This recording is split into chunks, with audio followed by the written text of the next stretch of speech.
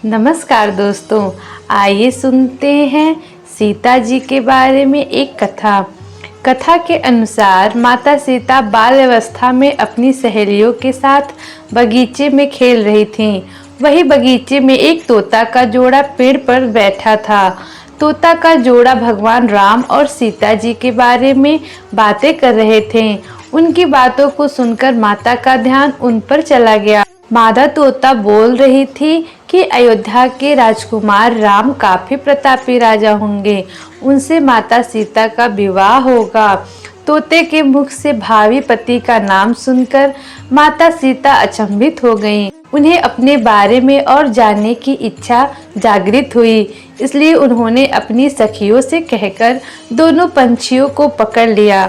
फिर उन दोनों को पुचकार कर पूछा कि भविष्य के बारे में इतना ज्ञान तुम्हें कहाँ से प्राप्त हुआ।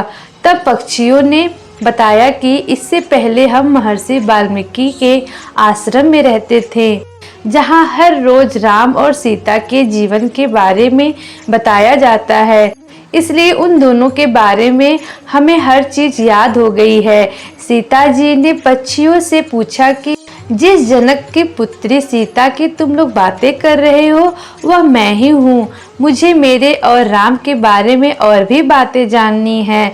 तब नर तोता ने कहा कि हे सीता, आपका विवाह अयोध्या के राजा दशरथ के ज्येष्ठ पुत्र राम जी से होगा और आपकी जोड़ी तीनों लोकों में सबसे अद्भुत होगी।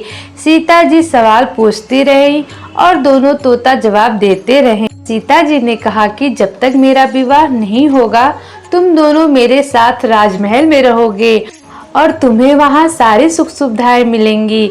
सीता जी का बात सुनकर तोता का जोड़ा घबरा गया।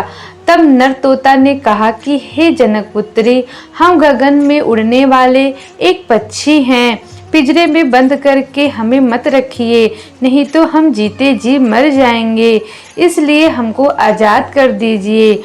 तोते ने इसके लिए बहुत ही याचना की। तब सीता जी ने नर तोते को छोड़ दिया, लेकिन मादा को नहीं छोड़ा और कहा कि यह मेरे साथ रहेगी। नर तोता ने कहा कि मेरी पत्नी गर्भवती है, इसलिए ऐसे समय पर हमको जाने दें। हम दोनों एक दूसरे का वियोग सहन नहीं कर सकते, इसलिए आप मेरी पत्नी को जाने दें। लेकिन सीता जी ने उनकी एक न सुनी। इस पर मादा तोता को गुस्सा आ गया और शाप दिया कि जिस तरह तुमने गर्भावस्था में मेरे पति से मुझको अलग कर दिया है, वैसे ही गर्भावस्था के दौरान तुमको भी अपने पति वियोग का सहन करना पड़ेगा। इतना कहते ही मादा तोता ने अपने प्राण त्याग दिए। मादा तोता के प्राण त्यागने के कुछ समय बाद नर तोता ने पत्नी वियोग में प्राण त्याग दिए। इससे माता सीता को बहुत दुख हुआ, लेकिन तब तक बहुत देर हो चुकी थी।